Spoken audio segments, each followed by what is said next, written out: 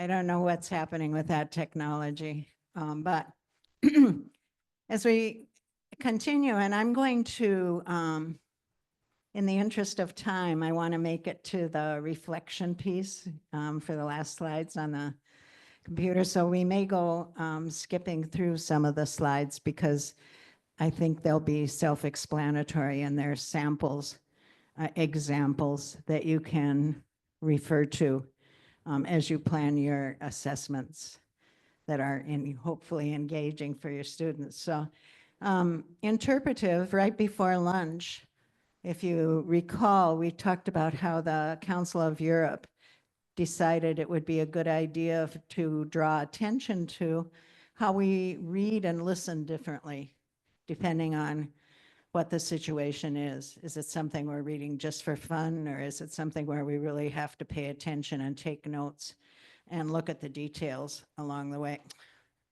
I don't know, our tech seems to be advancing the slides automatically. We'll get done in a hurry.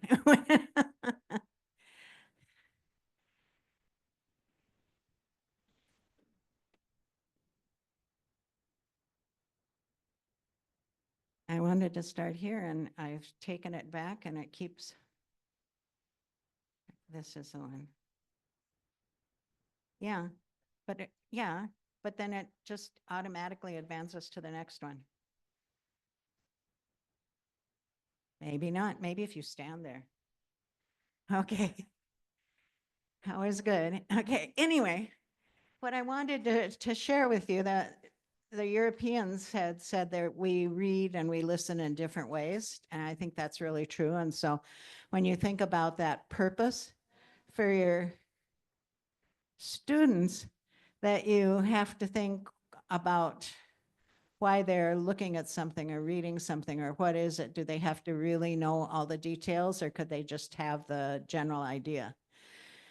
Another part of that is Janelle Moraine has worked extensively in visual literacy. And, you know, that's another really important area for us to think about so that students can make meaning out of images that they see.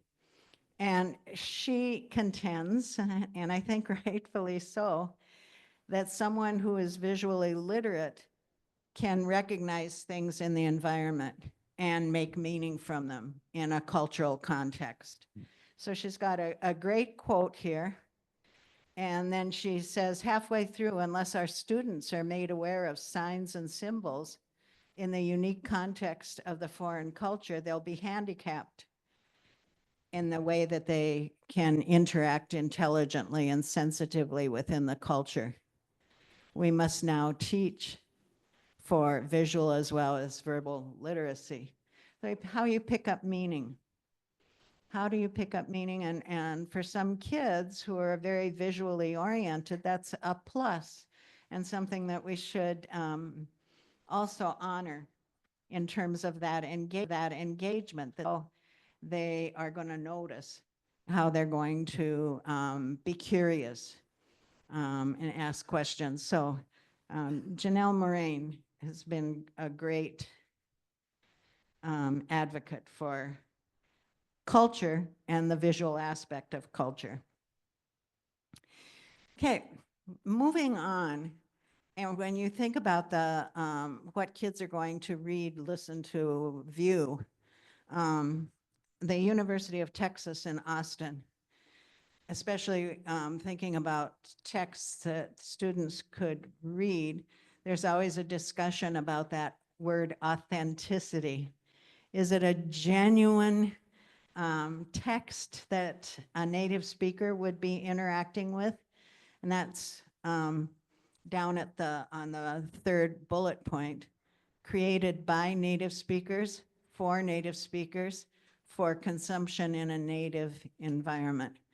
And so when we say you need to expose your students to, you need to encourage your students to interact with authentic texts, there's the definition that's down there.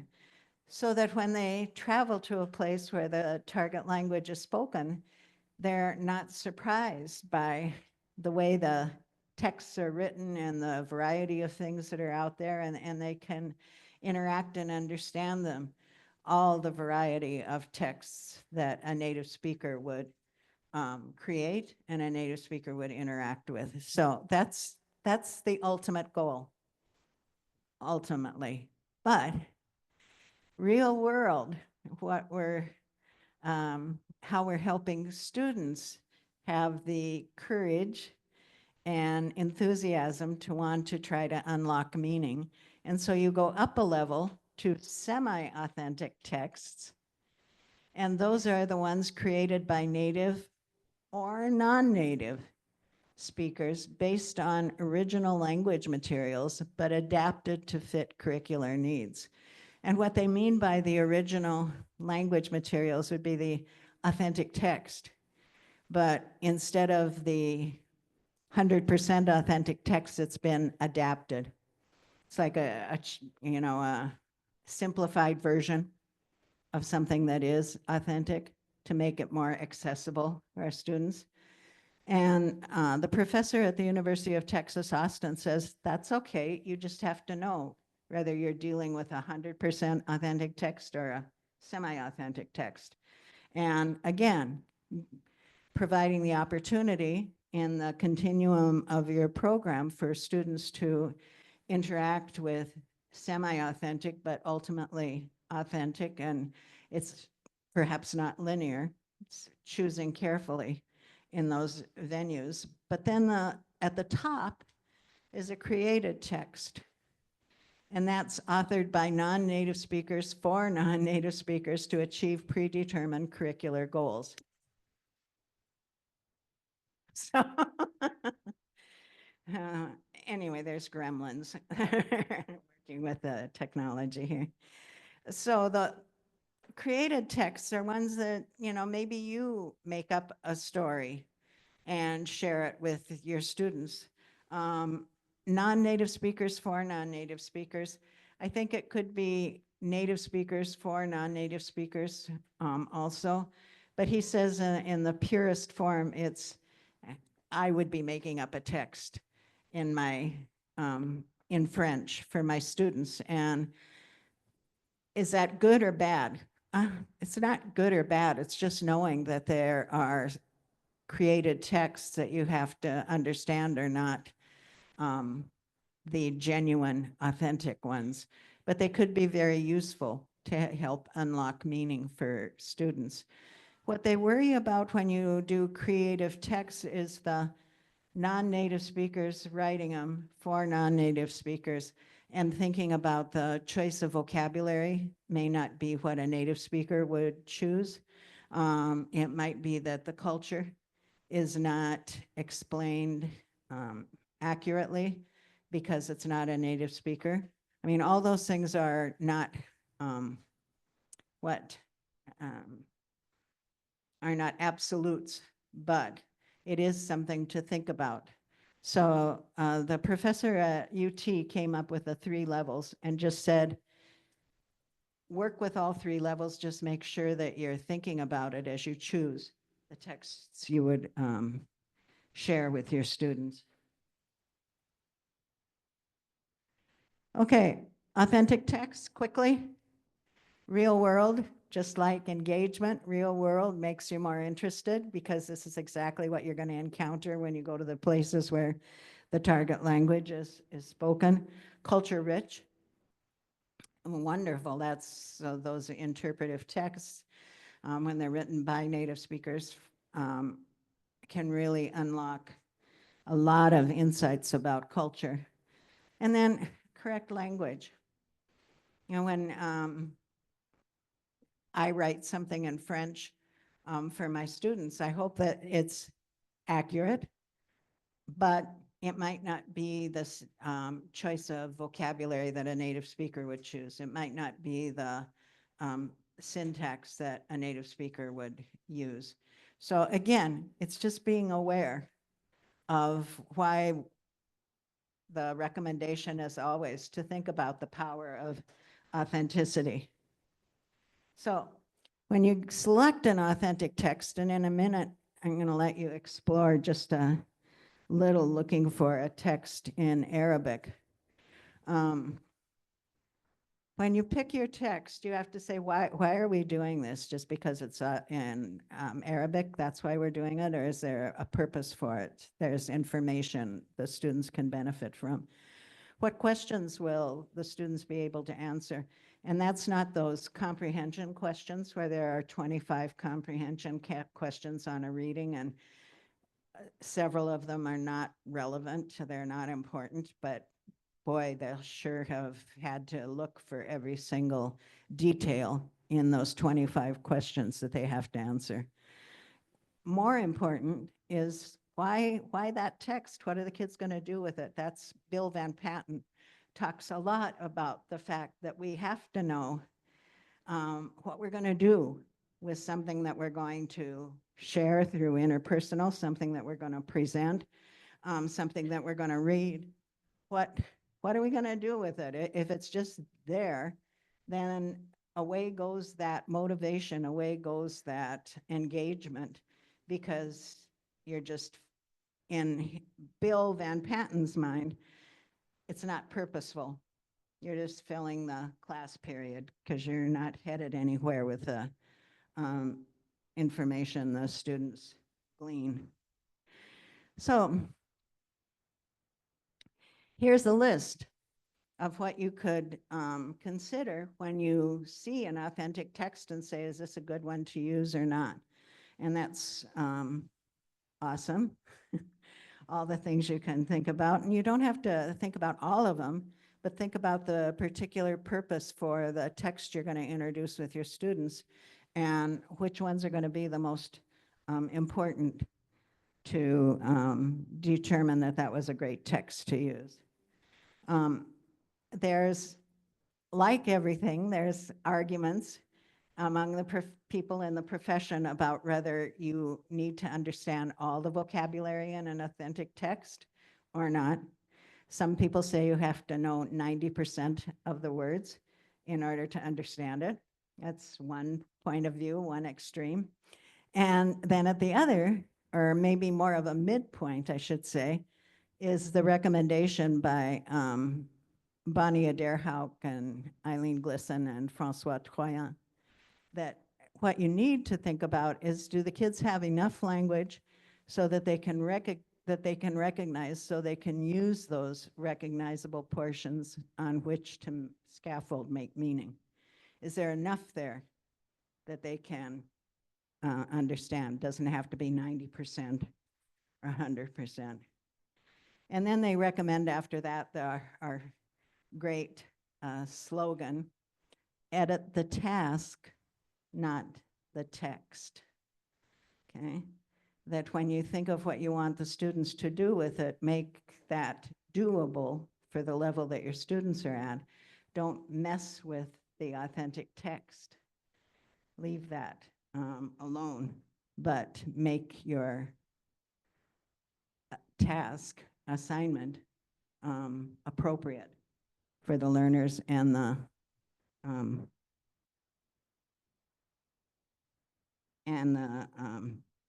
reason for that text.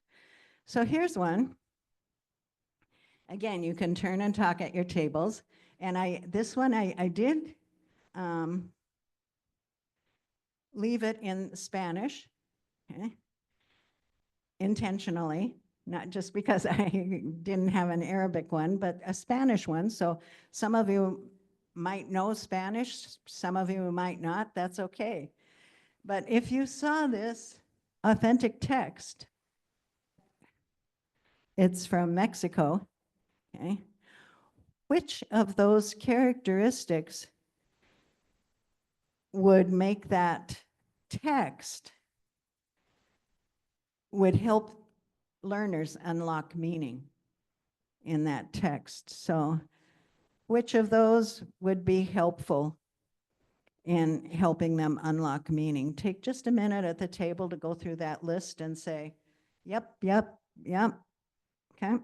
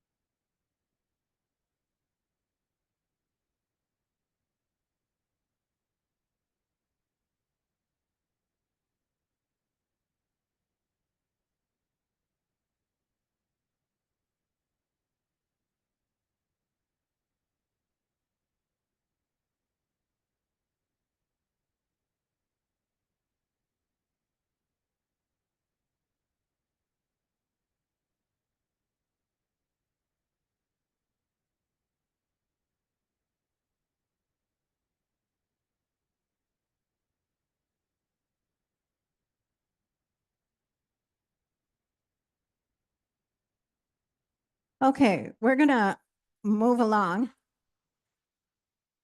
I'm going to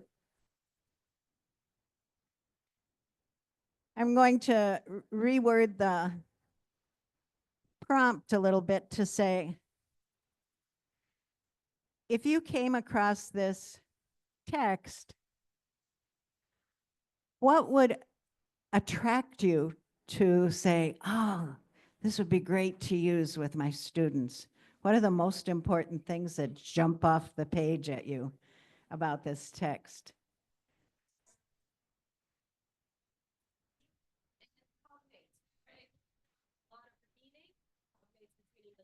And visuals, yeah, that is so helpful. What else? Familiarity with the topic, yeah. So engagement, interest, ooh, yeah. Cognigs that you can identify. Anything else? The topic itself, yeah. Redundancy, yeah, that they are able to pick up. Anything else? You see some things over, yeah. Yeah, a map with places.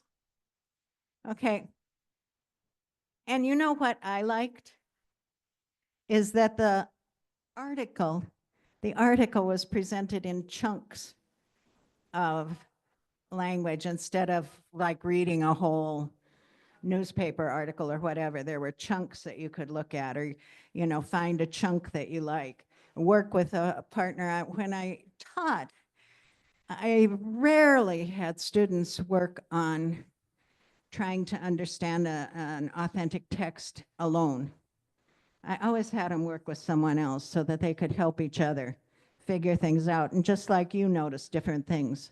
And same way with students, if you have 2 or 3 working together, they're going to unlock meaning. Strategies. And then we're going to have you try those strategies with a partner. Pre-reading, pre-listening, pre-viewing, noting how that text is organized first, taking a step back and just looking at it. Title and visuals, going down to the middle during your reading, note the main idea of each segment. So you see all those pieces that were on the soccer one. What's the main idea for each of those? Maybe that's as far as you want to go given the language level of your students. Questions that occur to you as you're reading that you want to wonder about, be curious about. Words that are interrupting your understanding. Oh, you know, when I was going to be a good college student my freshman year in French, and we got our first novel to read, I decided I was going to be so good that I was going to look up every single word I didn't know. Well, I think it was about 3 in the morning on the first night that I was working on that, and I went, I think I have to find a different strategy to figure out what this novel is going to be about, because I was looking up way too many words. Was 19th century French literature, so really hard. So interrupting your understanding, telling kids they don't have to know every word. They have to be able to make educated guesses. They have to find the words that they keep bumping into that are important, that maybe they need to take time to figure out. And then down at the bottom, after reading, graphic organizers, not answering 25 questions about the text, but, you know, summarizing, maybe drawing, maybe saying, and so what next, or whatever. These are some ideas. So here, I found this Arabic text, and I thought you could look at that visual and talk at your tables about what makes this a good text. Is it backwards? Oh, do you know, little side story, ACTFL published, I think it was their first version of the integrated performance assessment. They had Arabic samples, and they were backwards. The letters were all backwards, yeah. because, you know, the proofreader didn't know, looked Arabic to him. So I always worry when I'm sharing something and going, oh, okay. So as you look at that text, what makes it a good text to use with your students? And it's the main topic is volunteering. And what are the challenges of using a text like that? 2 minutes with the people at your table.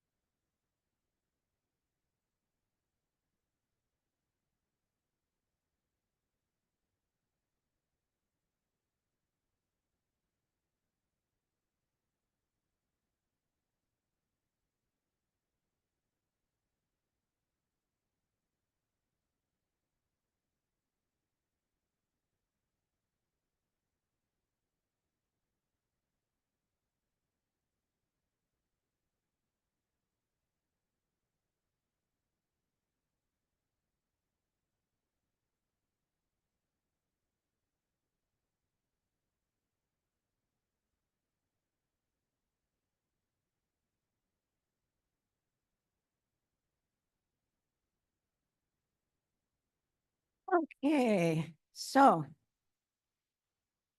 strengths or challenges right here. Okay, please. Okay.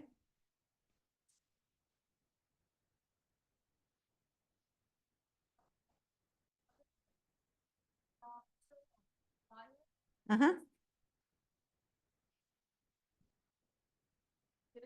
Or if you're teaching, sorry. If you're teaching about numbers, this flyer will be very good because it's matching numbers from 1 to 100 almost, like, so they cover all range of numbers. And it's good also to teach colors if you're teaching, elementary kids. Some challenges in the flyer that's, a lot of information together without boxes. It's just like, crowded with a lot of information. That's interesting. That's format. Yeah. The Yeah. format is very, complicated with little kids. Even if they're middle school, they see a lot of information, but there's no boxes. They didn't organize them in the, boxes for understanding for the kids. Wow. This is one of the that's challenge, yeah. great observation. What else? Strengths and challenges.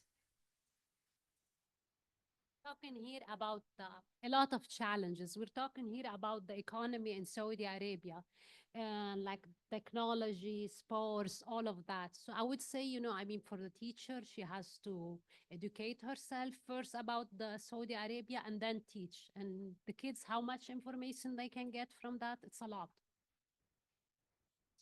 So, a lot of information that might be beyond even the, just the intellectual age of the students beyond that. What else? It states here that the percentage for the women who volunteers are like is 69%. But because we are talking about like the Saudi Arabia, like community or society, so what kind of volunteering things or places that women can do? So these are like, I feel like if we have something just general about Arab countries, make it easier, because this will make also put the teacher in a corner if she is not educated well about the community or society.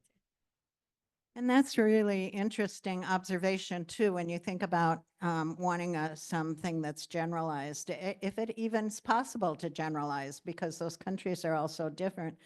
But maybe that becomes a created text and not an authentic one. I don't know. What were you going to say?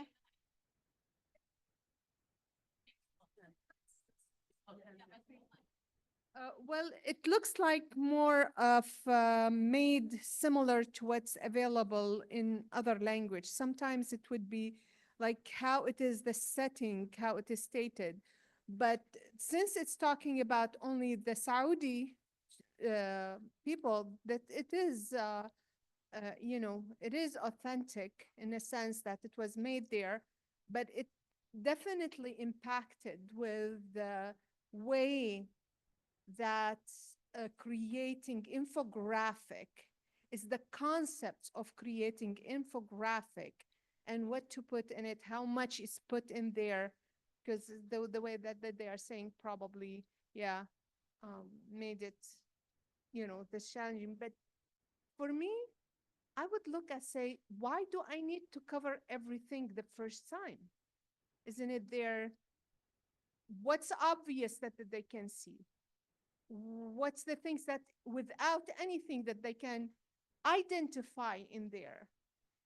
So, and there is a lot of things in there as an opening. I can say it's broken into 3 segments. There's 1 segment, second, and third. I teach them that to look at more, it's like in depth, because it's broken down in there.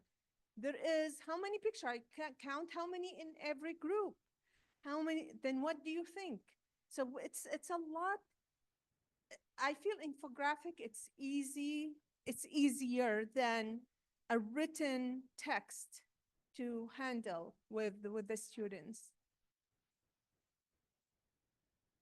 Excellent comments as always. Anyone else right here?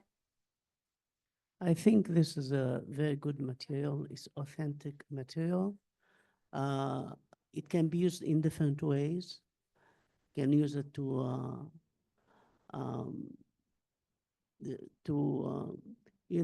review a lot of things that the students already learned before. Mention the colors, the numbers. Also, there is the repetition of the concept of volunteering in Arabic.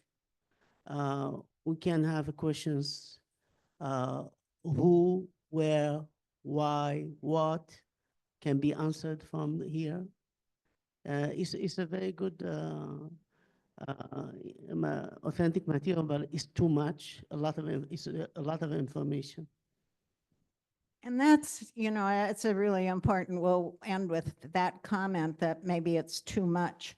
And what Iman said just before that, you don't have to do the whole thing. And I think that's really important too. We find an authentic text of whatever it is, and we sort of want to know everything there is to know about it instead of saying, oh, let's see what we can find out about it, and that's enough. We can go on. So any other final comments on that? Word to the wise. When you use an authentic text, if you use one that is authentic, you don't have to unlock every piece of meaning for it. So, excellent. So after you've looked at that, then we're starting to move into how we connect it to our other modes. So after you've looked at the information from there, you might write about it, and they've got some patterns in that authentic text that you can use, vocabulary, etc. Maybe you're labeling something, whatever it is. So it might be something that you write about, looking for descriptors, looking for different volunteer opportunities, whatever is in that. So you could write about it, and you've got a model there for the kids to refer to, and it helps them unlock meaning when they're looking for those different opportunities or whatever's in that infographic. You could, in the upper right-hand corner, talk about it, just like you were talking about it. What do you see? What do you think? And, there's the big discussion too, that so many big discussions we have about teaching language, is can they talk about it in English? I don't know, we have to stay in the target language. They do say, research does show that in the interpretive mode, it can be valuable for the learner to be able to go back to their L1, their native language, to tell you what they understood, that's okay.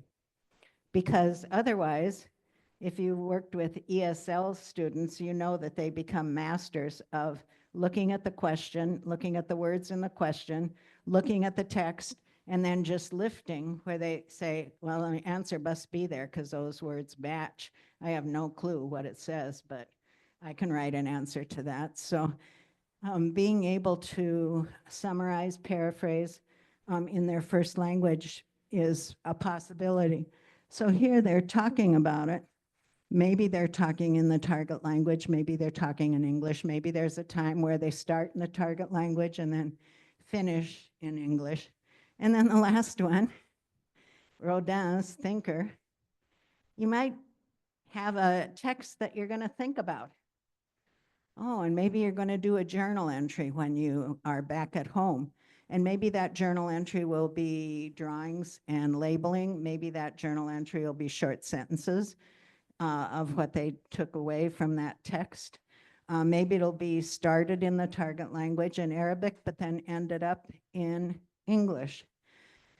And there's more tolerance for that now because, especially on reflection, I worked with high school students mostly, some middle school, some elementary, but mostly high school students.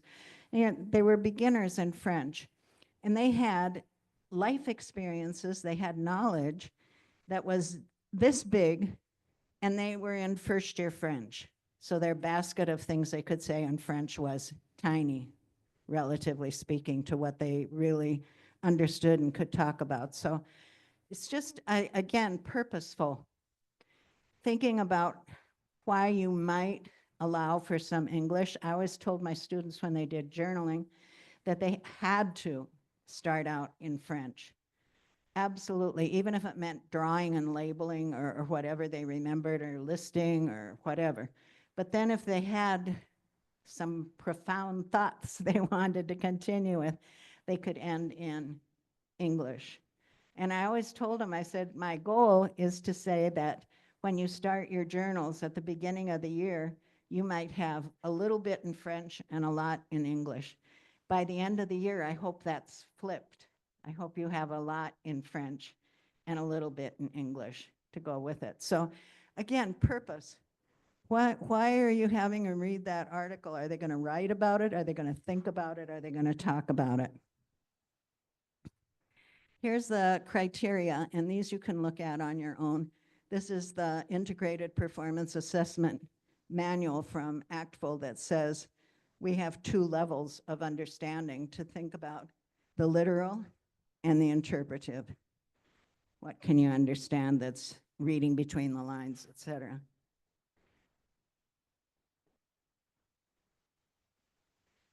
Okay, here's the research about using English. Native language to demonstrate understanding as appropriate to the task and language level. Assessing comprehension in the target language may limit learners' ability to demonstrate what they have understood, what they have comprehended. It's all research-based. Several studies have shown that learners receive higher comprehension scores when they're tested in their native language. And the language of recall affects readers' performance in terms of the amount of information they can recall accurately and the number of inferences, elaborations, and metacognitive statements produced.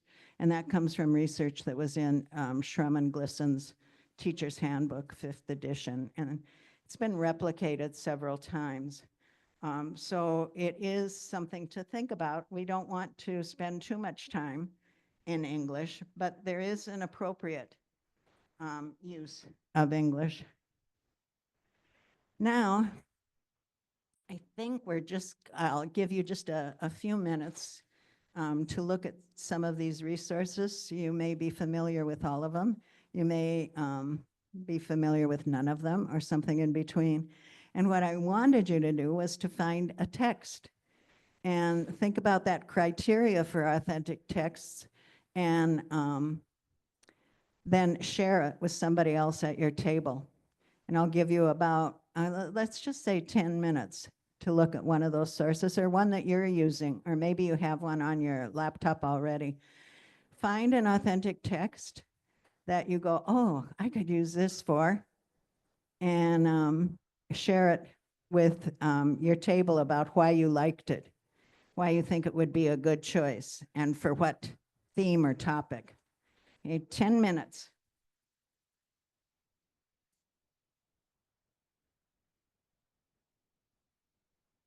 And you may use your own resources too. I just put 4 up there that I refer to.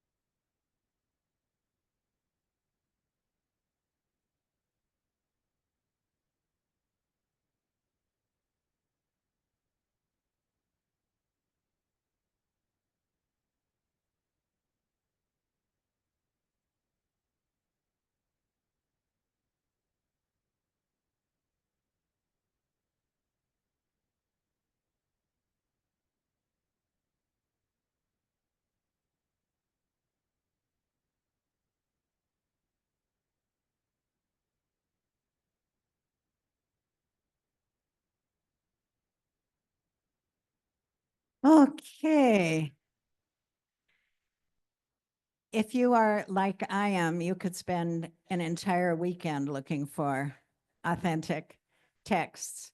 So sometimes what I have tried to do for workshops or whatever is just say, okay, I don't feel like working on a presentation right now, but I do love to look at authentic text. So I'm just going to give myself 30 minutes on a timer and go to a website that I'm familiar with and just see what's out there and then categorize some. Oh, I could use this for a unit that I'm doing on travel. I could use this for a unit on volunteering, and curate the ones that you find that you think are particularly helpful for your students, instead of, Sunday night looking for all those authentic texts along the way. Any comments or questions? Okay. Yes.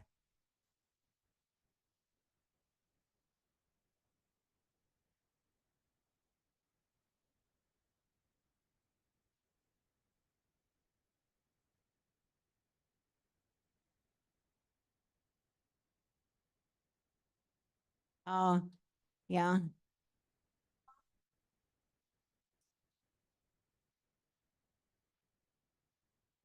Okay, would you, everybody, this is a great comment again. Listen. Sometimes you can find an appropriate material, an appropriate text with images, with lots of interesting elements that fulfill the requirements or the criteria. But then the culture is missing one aspect of it at least. For example, this one on gardening here, it has several interesting elements from the criteria that you have mentioned, but then it doesn't really convey any cultural aspect of an Arab country. So do you add another element? What do you? I think so. I think that's an excellent point, and what you're seeing happening so much, and you have to be careful with curated content, because some people, if it's written in Arabic, that's all they care about. They don't care about whether it's authentic images or the way it would be presented in the Arab world. It could be those created texts created in Arabic. Are those okay? Well, they say it's okay as long as you know that that's what you have, that you don't have full authenticity along the way. Okay.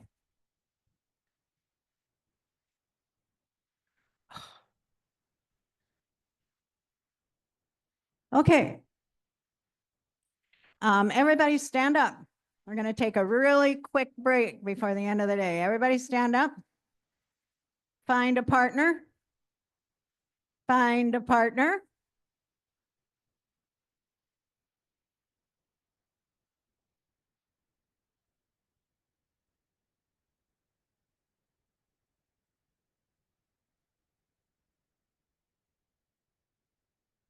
Okay, you got, and it's okay.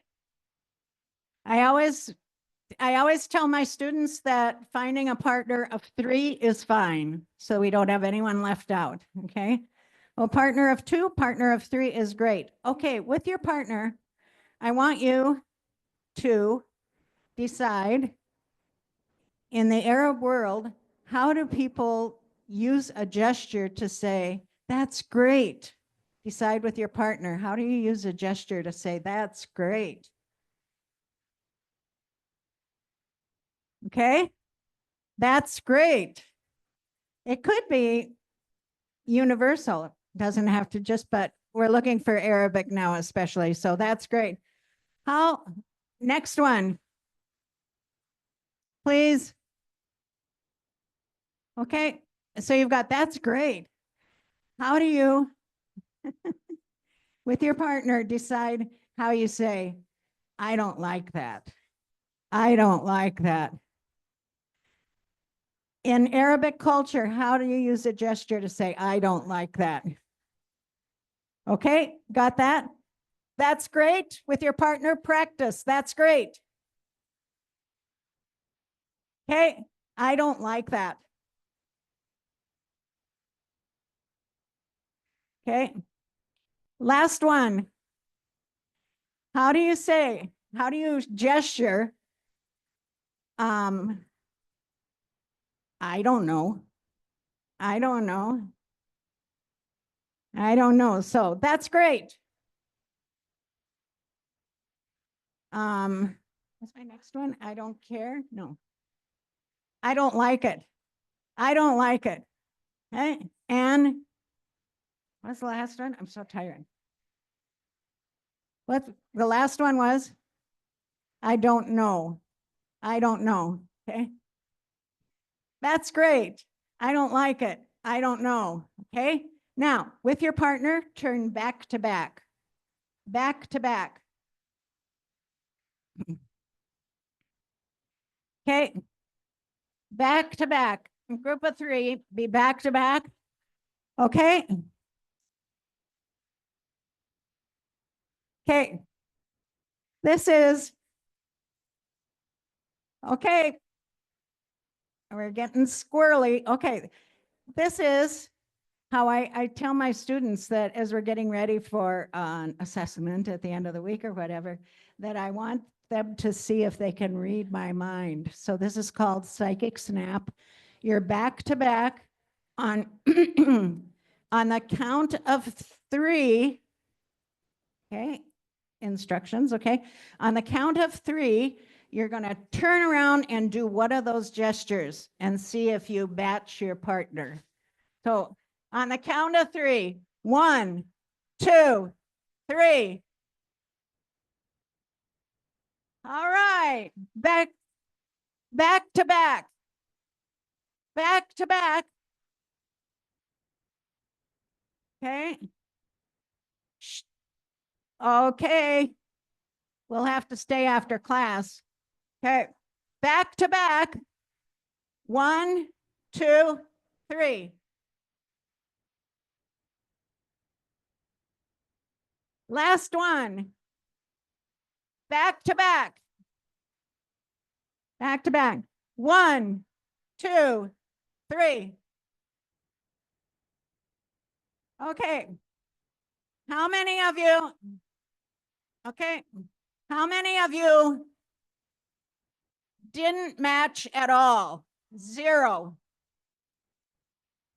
How many of you matched 1 time? How many of you matched 2 times? How many of you matched 3 times? We're psychic. Bravo. Okay, sit down.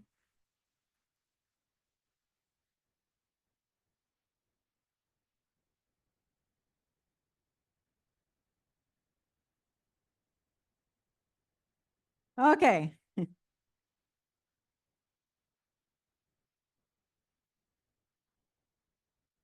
Okay, we're going to move through. Just going to. All right.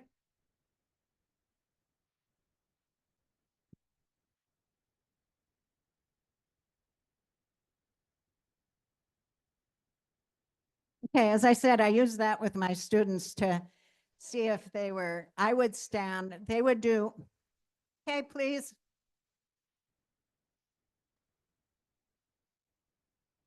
They would do a psychic snap with their partners, but then at the end of the game, I would do psychic snap with the entire class. So I would be back to back with the entire class, and on the count of 3, everybody turns around, it faces me, and see if they match me with my gesture. And I said, if you don't match at all, well, you better study a lot tonight. All right. So, little energizer. We're going to go through. I'm going to point out some things. We're going to run out of time. So, you've got the PowerPoint that you can follow along with. And okay. You can follow along with, and if you review the PowerPoint,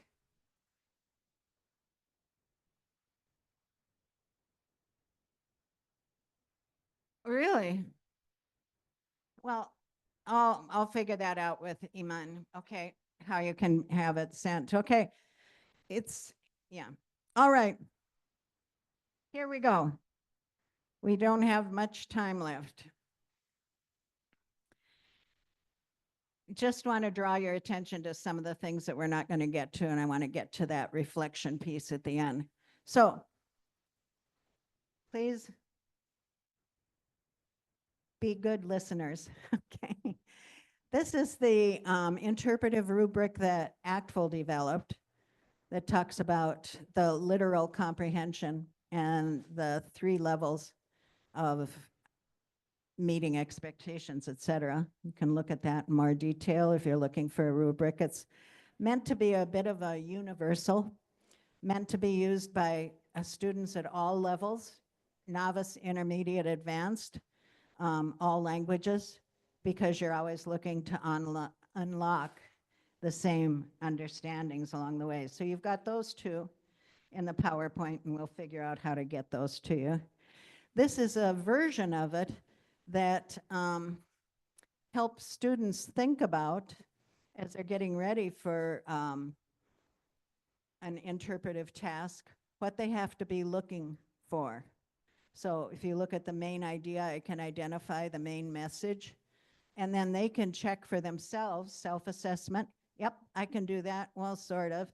No, or I didn't even try. So they can edit their own responses, or you can use those as a checklist. It's a variation with the same criteria as the rubric. And this is yet another way that is helpful when you've got a lot of assessments to look at.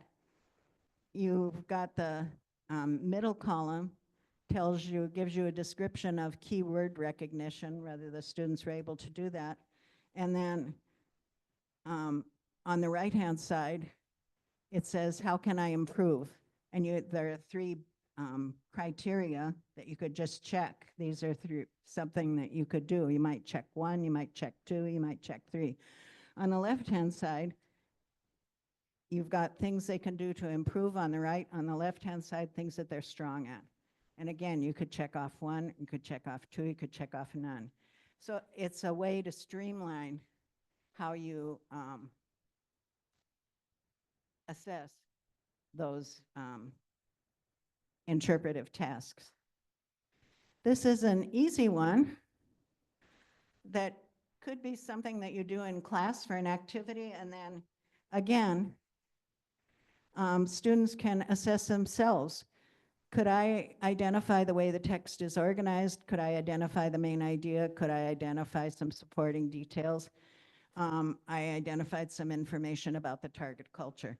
Those are the things you want them to look for. Really easy checklist that they can do on their own. You can put another column that says, what's my evidence that I was able to do that? Or you're just getting them trained for what they should be looking for in an interpretive task.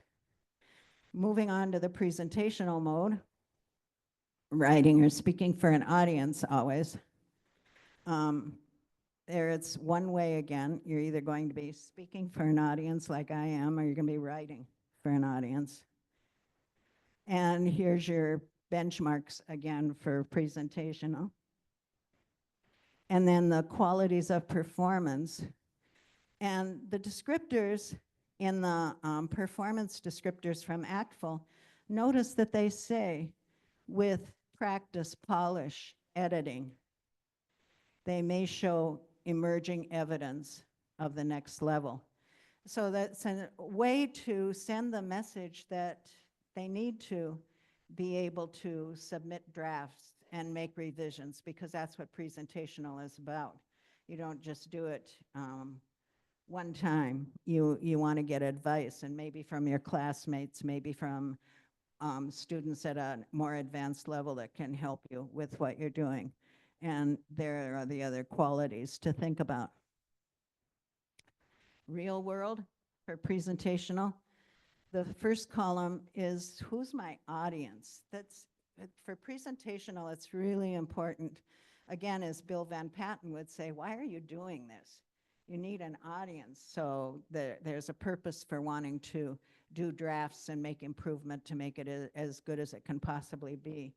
Then the middle column is suggestions for things to write for an audience and things that you can do in speaking for an audience. There are probably many more ideas than that, but it gives you a quick list to think about what could I do for this unit along the way. Here's your summative assessment, and notice that this sample has both a polished and an on-demand. The polished is submitting drafts and then doing a final product. The on-demand was added because teachers say, I don't have time to do drafts and revisions, et cetera. So again, acknowledging that that might happen, that you don't have that time. You could have the students come into class and use one of the technology tools for recording and record right in class that day with then your feedback, being aware that it might not be perfect. Same way with writing, they can come into class and write and call it an on-demand, where your expectation is that it's not perfect, but you're still getting a snapshot of what the learners can do in the target language. Here's the difference between a polished presentation and an on-demand. Won't read those to you, you can look at that. And then what should we be thinking about with the presentational? I had an interesting conversation with a teacher who said, from a district, who said, you know, all those things about evaluating student work and all those, our students are getting too high grades because they get to submit drafts and they get feedback, and so their final product is really polished and nice. And she said, so we decided that that's a problem because their grades are too good. And think about that. Oh, what an interesting problem to have. Your students' grades are too good. It's because they haven't distinguished whether it's an on-demand versus a chance to do something with editing and making it as good as it can be. And when we think of the real world of life, for example, when I did my dissertation, can I tell you how many drafts I did and got feedback from my professors until I think we were back around to square one when I was working on it? We all ask for feedback when we're writing an article for the language educator or whatever. We want someone else to read it and comment on it. So I think it's just, again, purpose. Understanding what the purpose is and understanding that the kids are going to get good grades if they take their feedback seriously. These are some of the things you can think about to pay attention to in the presentational mode. Here's a 5-step process with revision and then the final editing. So first step is just brainstorming. Second step, a draft that then you could talk to a classmate about. Are these good ideas? What else should I add to what I'm going to be writing about or presenting? So, and that continues. Here's a way to do instructions, because sometimes that happens to fall into the grading when it should be separate from, because you're just asking the students if they're really following the directions.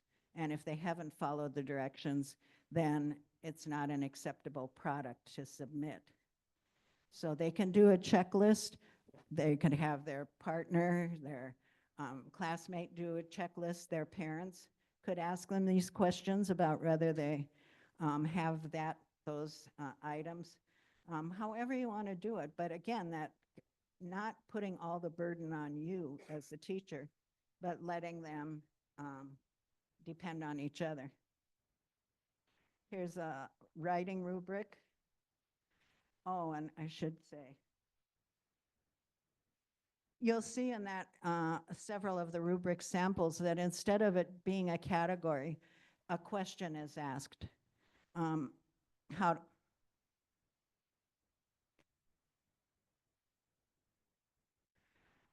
Do I make my topic interesting and informative to my audience?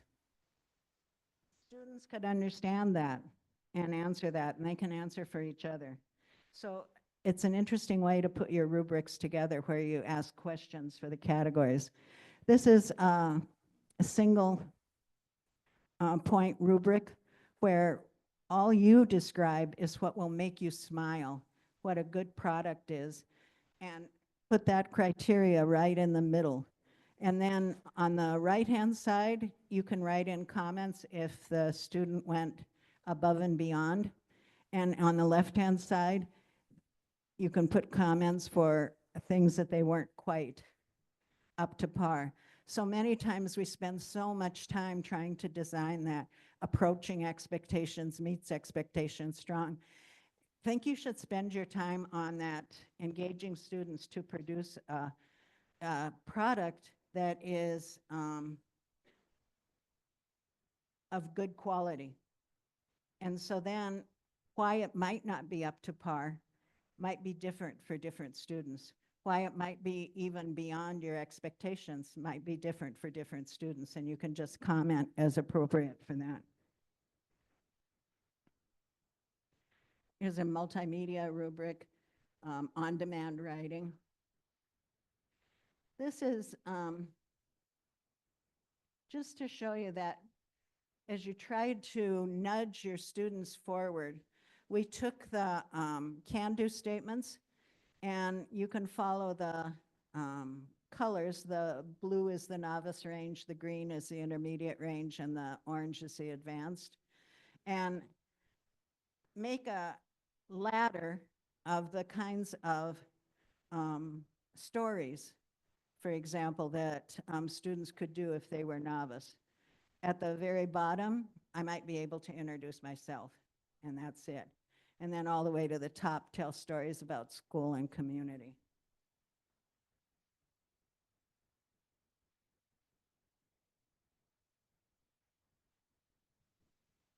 Okay, we're okay.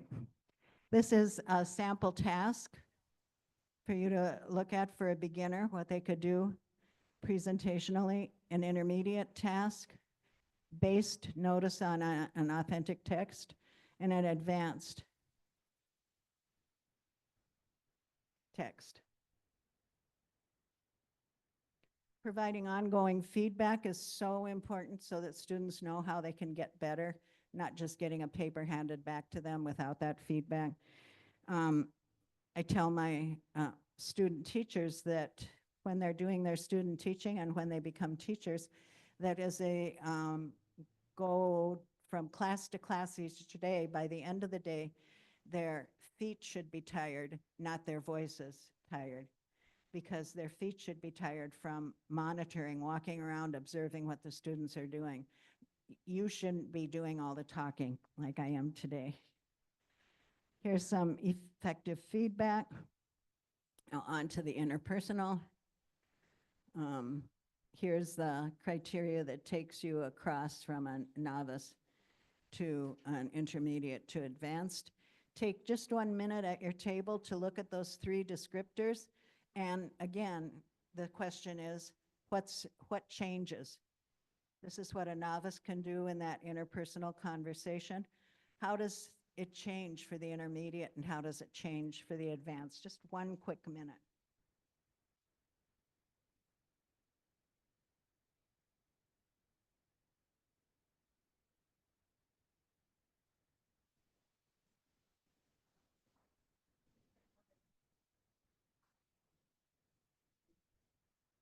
I didn't do that.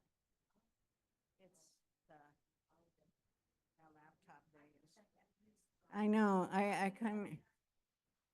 No, it's the way this laptop is set up. It's a great question.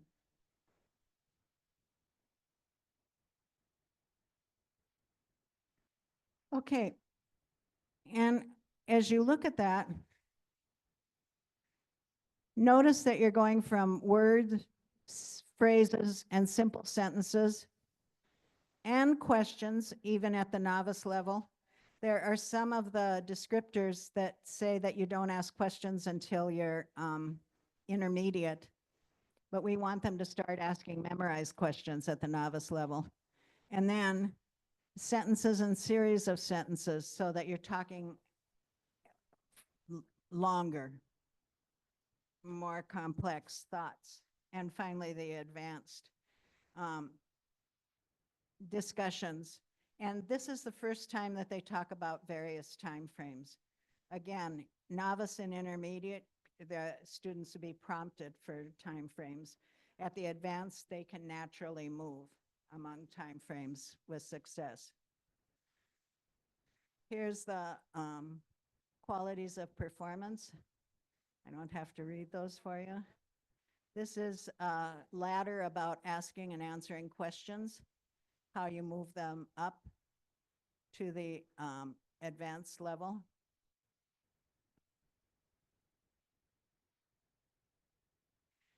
Students need something to talk about. That's the big takeaway with interpersonal, is that they have to have a topic, the unit that you're working on, etc.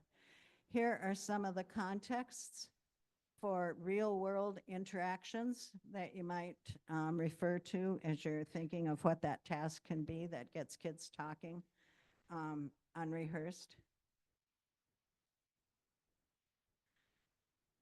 Remember with the unrehearsed that they are natural real world interactions, no artificial rules. And that means that you shouldn't say, make sure that you use at least 5 of the vocabulary words for your conversation.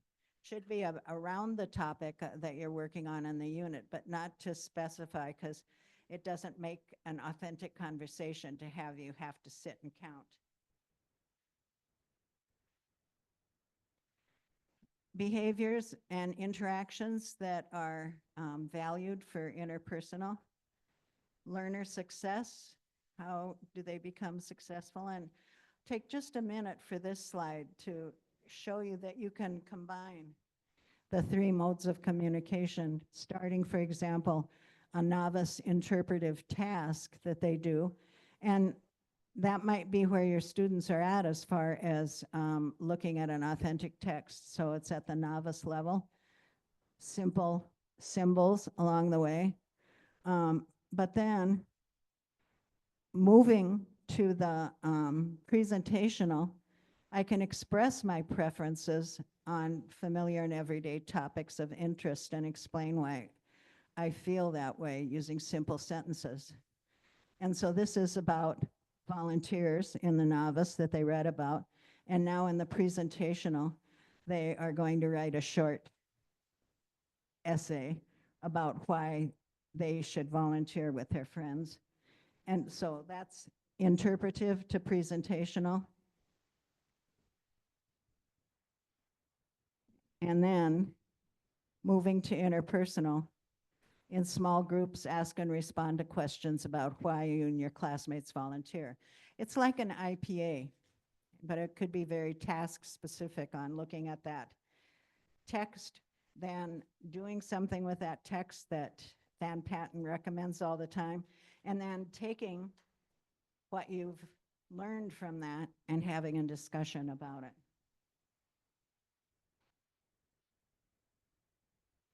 This is a learning progression that shows you how, again, you can integrate the 3 modes of communication to get up to that summative interpersonal task.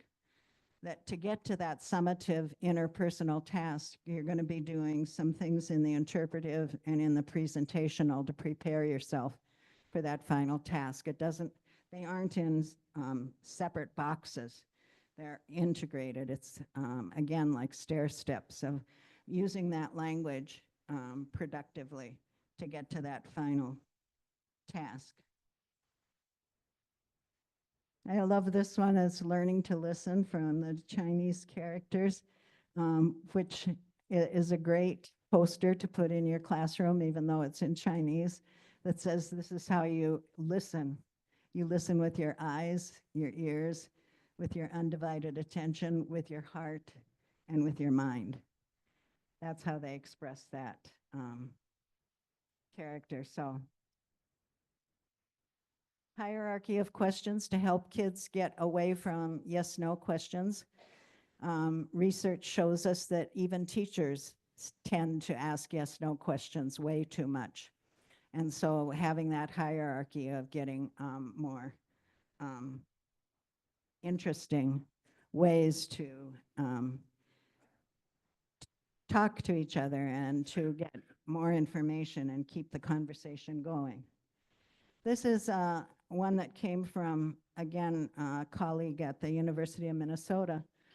She found with her research and having something to talk about, she was always big about using authentic cultural images and having students talk about it. Then she did research and she found out that if you use 2 pictures instead of 1, you'll get more language as you compare those 2 pictures. So I think it's, you know, such a great strategy to have a picture to look at. But what happens when you have 2 and you go back and forth and say, what's the same, what's different?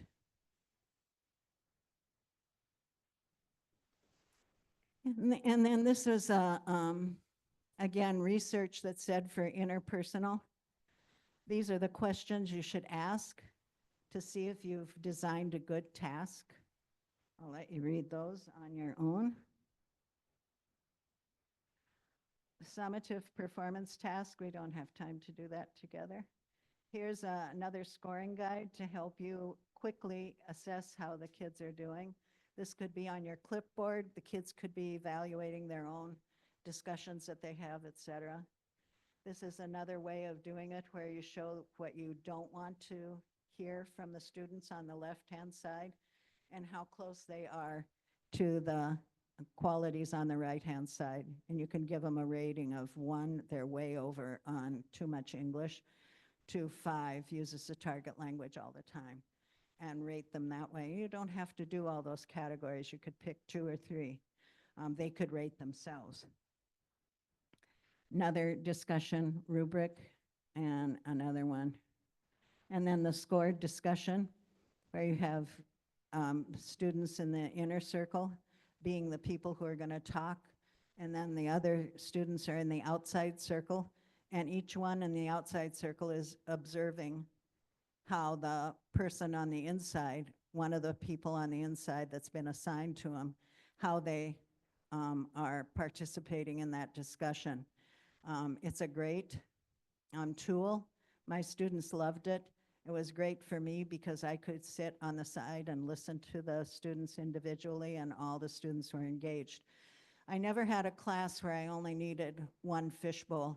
I had to have 2 or 3 going at the same time, but it was still very engaging for my students. They felt like they were really using the language effectively. And here are some of the skills that you can assess, or that the students on the outside can assess as they listen to the person they're focusing on to be a good discussant. We're there. 5 more minutes, I think, because you've got stuff to do too, Iman. Okay, so the reflection, so you've been learning all about how to be engaged, but it isn't going to work unless you give kids time to think about what they're learning. And so we've got the benchmarks that give them the broad categories of each of the modes of communication. Kids should have that in their notebook so they know what they're working towards. The benchmarks, thanks to Chantal Thompson, were compared to a tree. And when you start out little, you have very small amount of vocabulary and functions, et cetera. And as the tree goes, you're still looking at the same criteria, but that tree is stronger and you have more that demonstrates that you can use more vocabulary, you can use the different language functions, describing, et cetera, for your big tree by the end.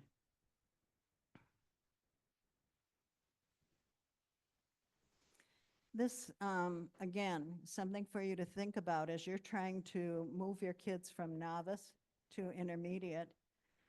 Novice characteristics are on the left, the intermediate are on the right. And these are some things they can do to try to get towards the intermediate, okay? Again, something you could look back on to say, oh, okay, I see what I have to work on with my students so that they get better.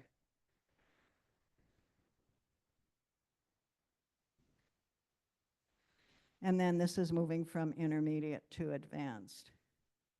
And again, in the middle, here are some ideas of how you might coach your students to move to the advanced level, okay? Reflect, think about what they're doing and what they could do to get better. That's for you as the teacher to think about the kinds of activities you plan for your students, but it can also be for the students to say, what do I have to do to get better? What can I work on? And they can set a goal based on that middle column if they want to move up to the next level. These are some things to help learners take control of what they're doing. One is with vocabulary, to tell them they're responsible for adding vocabulary to their learning. Strategies so that they stay in the target language, intentionally teaching them and telling them that that's what they have to use. They can't just say, oh, I'm going to sit here and say nothing because I can't speak Arabic. Yes, you can, and you can use these strategies so that you can stay in the target language.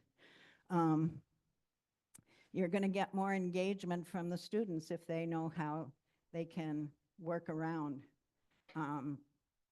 trying to express ideas when they don't have the right word, etc. Language control, accuracy, yes, it's always good to think about accuracy, but it's also really important to think about fluency. And fluency is, you know, that courage to try to talk. People can understand me, it's not perfect, but I'm talking and trying, keeping on going. And the message is always embrace mistakes, build courage. Mistakes are proof that you're trying.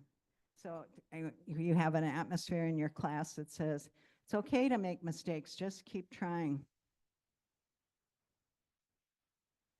And then we go to the intercultural proficiency benchmarks that draw attention to the cultural aspect that gets overlooked so often. It's there, but do we really value it with the students? Do the students think about where they're at on that proficiency continuum?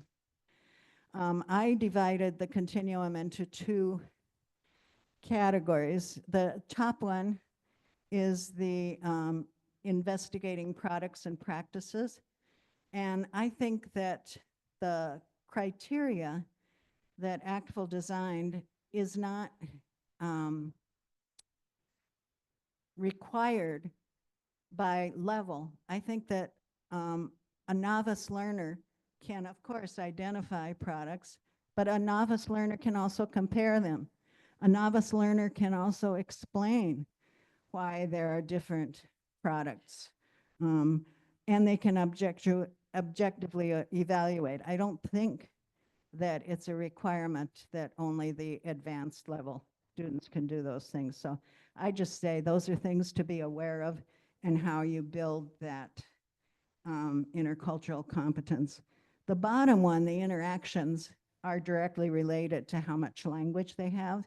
And I think that becomes a continuum from the beginning level of survival all the way to the complex situations, et cetera. I think that is how you build more capacity. These are some connections that you can make with your students around the world, other students who speak Arabic. And I think it should be a requirement that you make those connections or start working towards making those connections so language is real for the students. These are ones that I know work for teachers I work with. So this is a way that kids can keep track of how they're doing in terms of cultural understanding. And then this was developed by Actful to give you a way to work with culture inside and outside the classroom that allows space for doing some things in English. So this is the two categories, the products and then the behaviors. And this is what it looks like, where you have a situation, a reflection tool, and you can read about the activities you can do at home in English or the target language. And then what happens, what things can you do in class in the target language to build their reflection, understanding.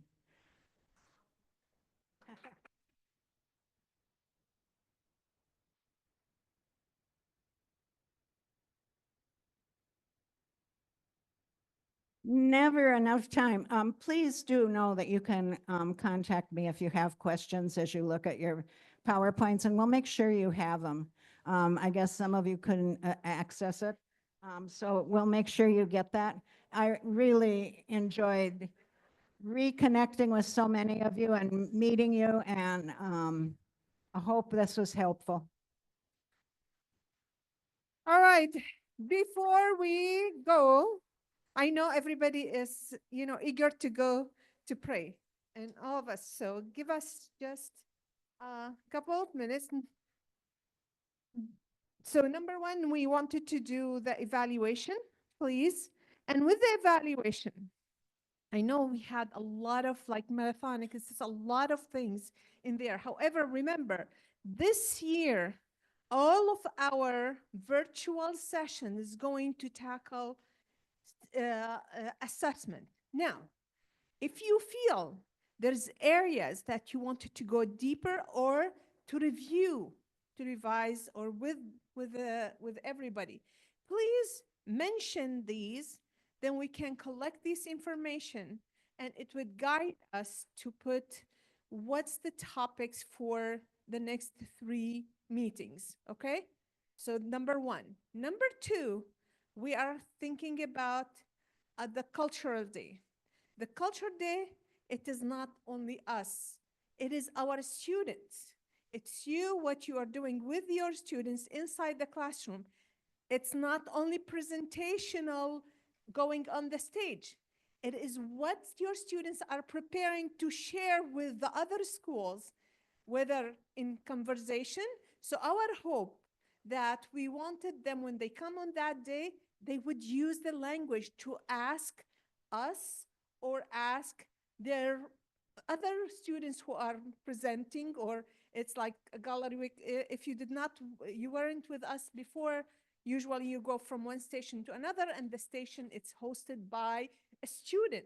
So from the students to the students, we will have part in on the stage. However, we wanted to look at what's a topic. And it came to my mind, and I'm sorry, just like if you have others, please, it just what it came to me, said, well, what about the story of a dish? قصة طبق.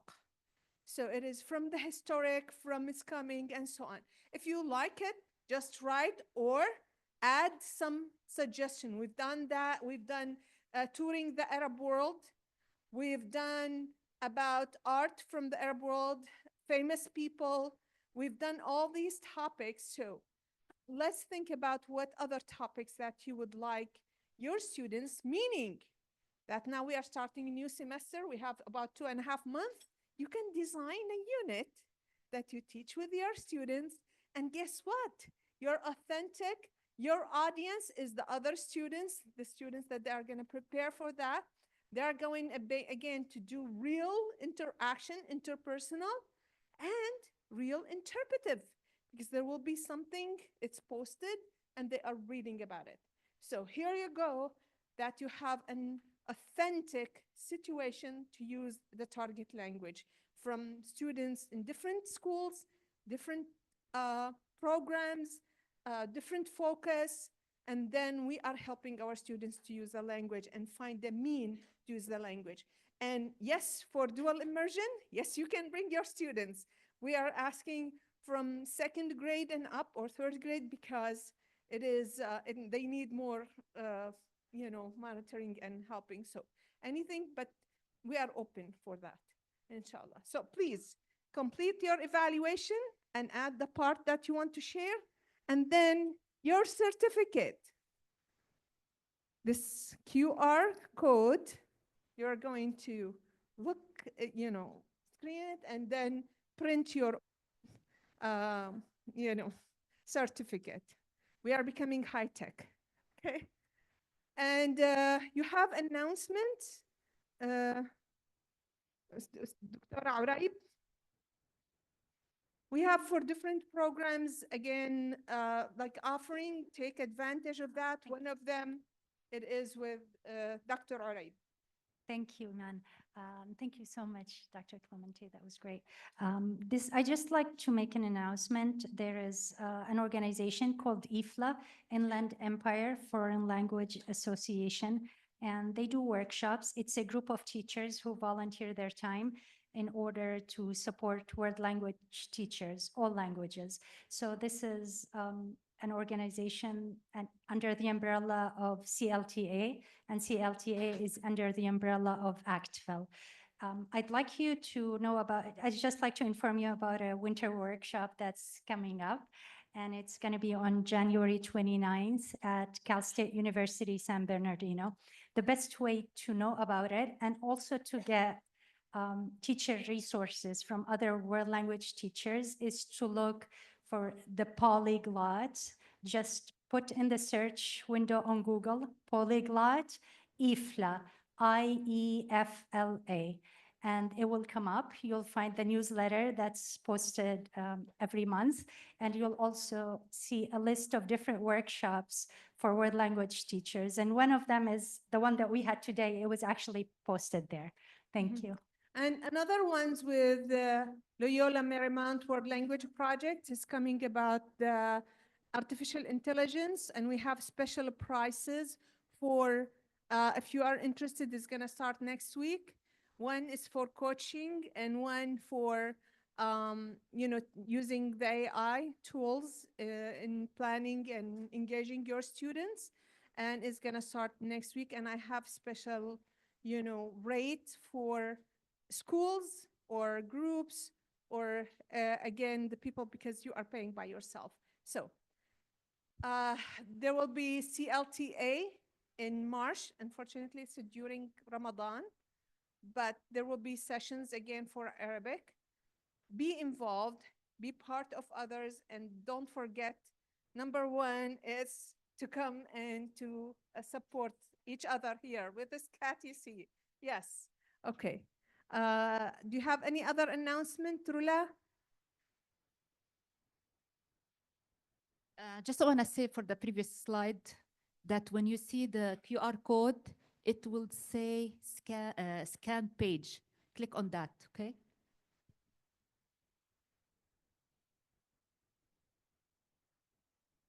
Yes, so basically you have to open your camera and then make sure that the QR code inside a kind of rectangular yellow shape, and then you will see at the bottom highlighted text that says scan page.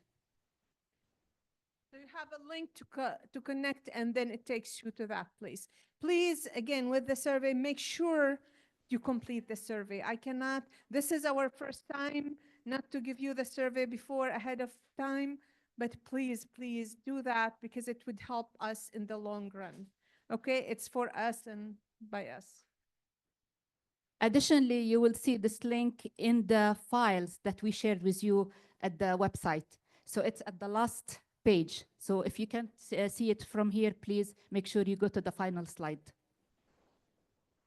Yes, all the files, all the worksheet are there. Okay. Later on, put the recording. Give us some time that it will be there. Okay, everybody, I hope everybody had a great time. It sounded like you were having a good time. But anyways, I am for the parking. Normally we comp the but we're not. Excuse me, can you repeat your question again? Let's go. If there is an attendant, you can give them the ticket that you took and you tell them you belong to the Arabic Teacher Association. Parking will be $10. But I just walked down there, the gate is open and There's no attendant, just saying. So you could just drive through. You didn't hear it from me. Okay. Thank you very much, and thank you, Donna. very much. Thank you. Take care and إن شاء الله إلى لقاء قريب بإذنه تعالى. الله يجزيكم الخير ويعطيكم الحسنات في الأجر. الشهادة certificate موجود؟ And if you please drop off your badges at the front, please, so we can use them for next year. Thank you. For